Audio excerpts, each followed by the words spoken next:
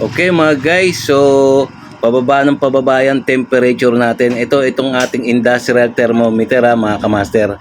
Kailangan meron tayo niyan. Ayan pababa siya ng pababa lalo pa pag naka-install yan sa loob ng kwarto.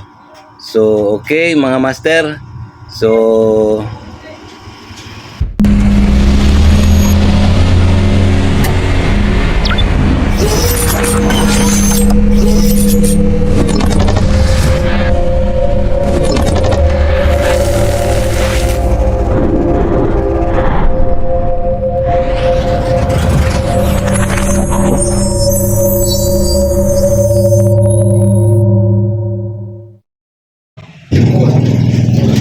okay mga guys, so nandito naman tayo. So meron dito isang window type na dinala ang ating customer. Isang window type aircon lang to na 1 horsepower. Ito non-inverter Napakasimpleng aircon lang to. So ang problema nga nito ay hindi nga lumalamig. So kaya nga kailangan ma-check natin ang buong buo, kaya nga babaklasin natin to. Okay, so nakita nyo naman sobrang kapal ng dumi. Parang pwede ng taniman ng kamote. Ayan tignan nyo mga kamaster. Ayan, super kapal. So hindi na raw mula nung pagkabili nila, hindi na raw na nila pinaservisan. So almost 2 years na. So ayan ang nangyari mga kamaster. So kaya nga kailangan mag-general cleaning tayo. Ayan yan so napakadumi talaga. Okay mga kamaster. So ito nga kailangan si-set up na natin ating pressure washer. Ito yung pressure washer Ito yung pang-car wash Ito yung matagal ko nang ginagamit. Pero napaka-reliable tong gamit na to. Matibay. Ito, mabigat nga lang. So, pero talagang matibay siya. Marami na siyang naservisyuhan.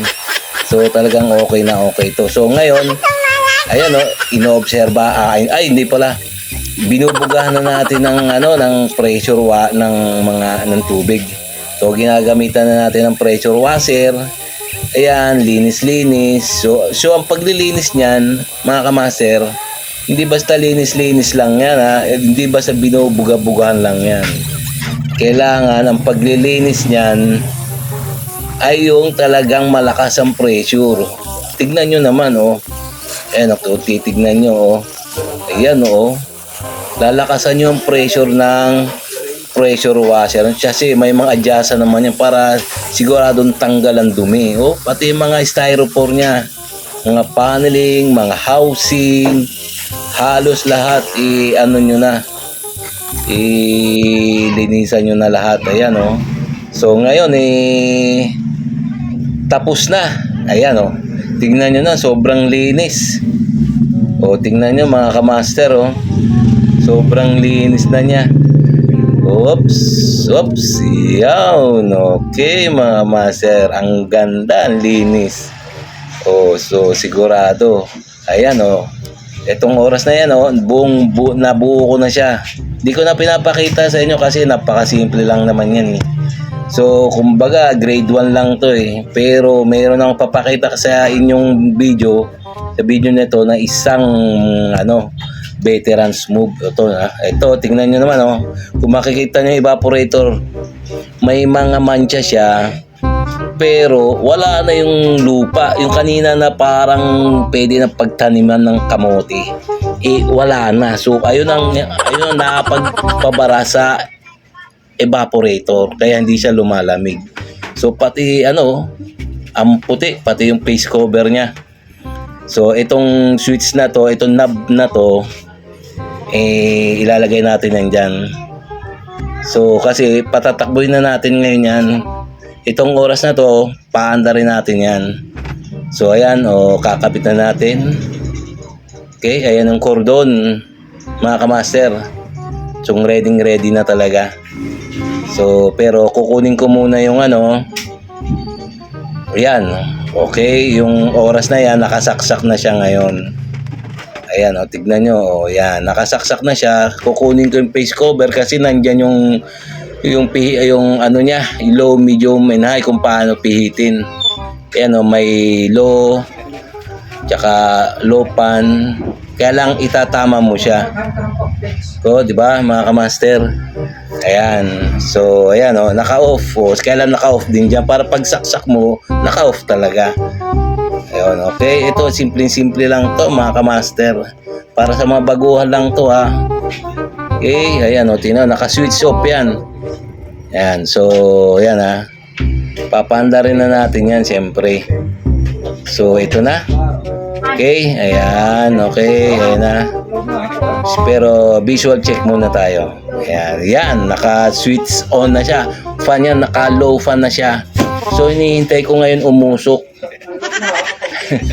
Ay, umusok. Ay, kasi nga, bagong ano to, kasi nga, uusok yan pag nabasa yung electrical controls niya. Siyempre. Tsaka yung fan motor niya. So kailangan, iingatan nyo, huwag nyong pupuruhan ng pagbuga ng tubig yung fan motor niya, pati yung, ano niya, electrical controls niya. So, kaya nga, inaabangan ko hanggang ngayon kung uusok pa siya, eh. So far, wala man ang umusok. Pag umusok yan, sunog yun. Patay tayo dyan. Imbis na kumita tayo, sigurado, magbabayad pa tayo. Kaya nga tinuturo ko sa inyo kung paano magbuga ng pressure washer. Kailangan huwag niyong pupuruhan yung electrical system niya. Okay? Tsaka yung fan motor. Birahin nyo lang sa mga evaporator ng condenser lang. Okay? Sa ngayon, naka-switch cool na ako ngayon mga kamaster. Naka-cool.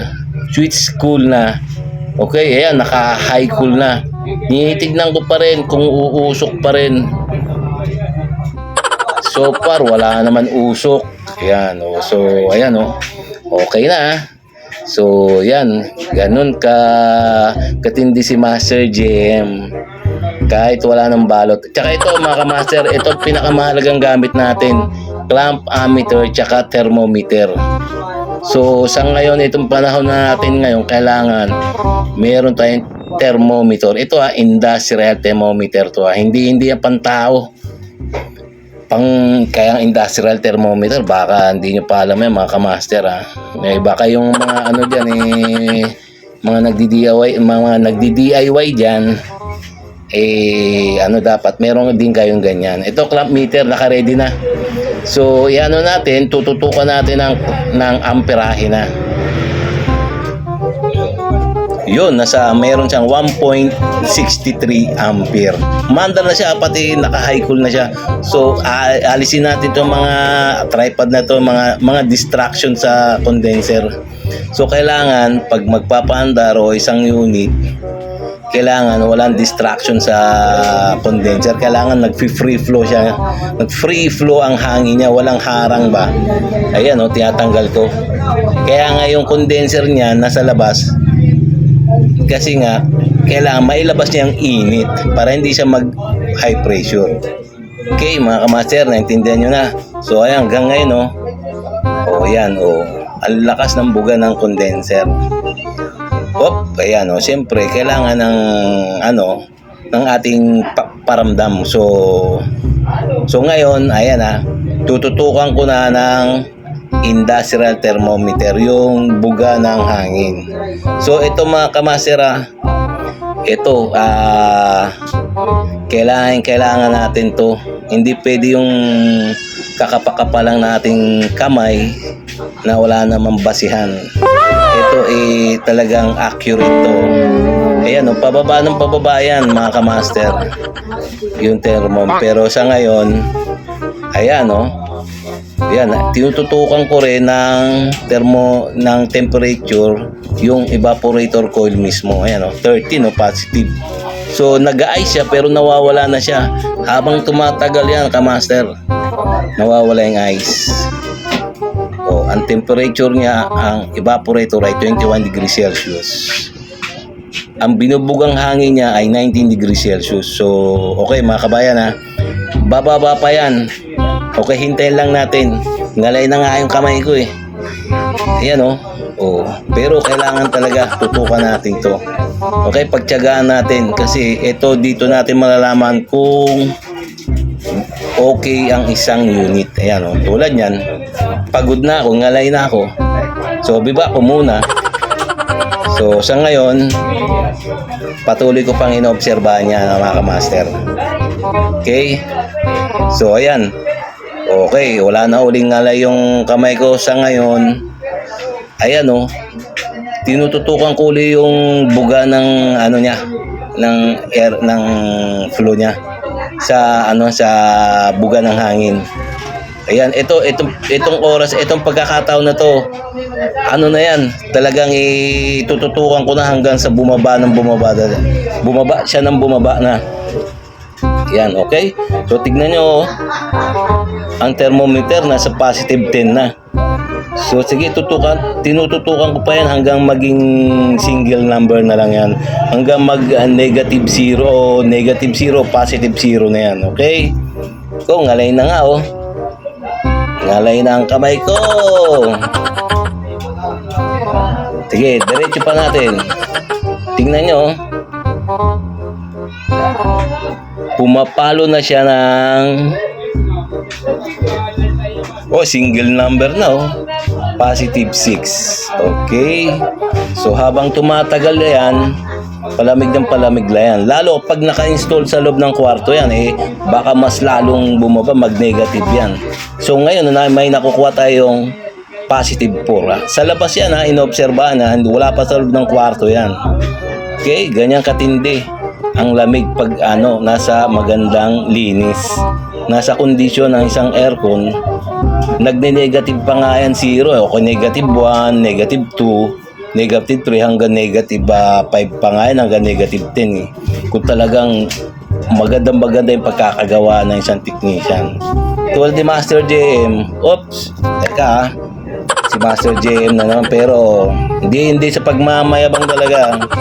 Laruan ko na lang to itong mga ganito. Okay, so ayun, positive 3 na mga kamaster. Okay, so ngalay na talaga kamay ko mga master. Okay, kaya ma-positive to na nga, nasa labas pa ng bahay yan, inoobserbahan ko, nagpa-positive. Lalo pa kung nasa loob pa ng kwarto yan. O, tignan nyo yung mga coil, mga evaporator coil. Parang basang-basa. Tignan nyo, basang-basa siya sa sobrang lamig. O yan, yun. Tututukan din natin ang thermometer. Okay, ito tututukan din natin ng thermometer ang condenser, siyempre. Yan, nasa 100 degrees Fahrenheit siya. So, ibig sabihin, hindi siya high pressure. Okay, mga kamaster, ang amperahe niya ay nasa 2.5. Okay, maganda. Ito guys, yan, kung ano ang nakikita natin temperature ay ng amperahe, dapat hindi nagkakalayo sa clamp meter. Okay, makikita nyo naman yan sa etiketa ng aircon. Ayan, itong face cover na yan, ilalagay na natin yan kasi patapos na rin tayo. Malamig na yan, ang lamig panay ang lagay ko ng kamay sa ayan, okay. So, okay na. Sobrang lamig na. So, itong oras na to, sana meron kayong natutunan sa aking munting tutorial sa mga matitinik na moves ni Master JM. Okay, ito. So, ayun lang. Please subscribe.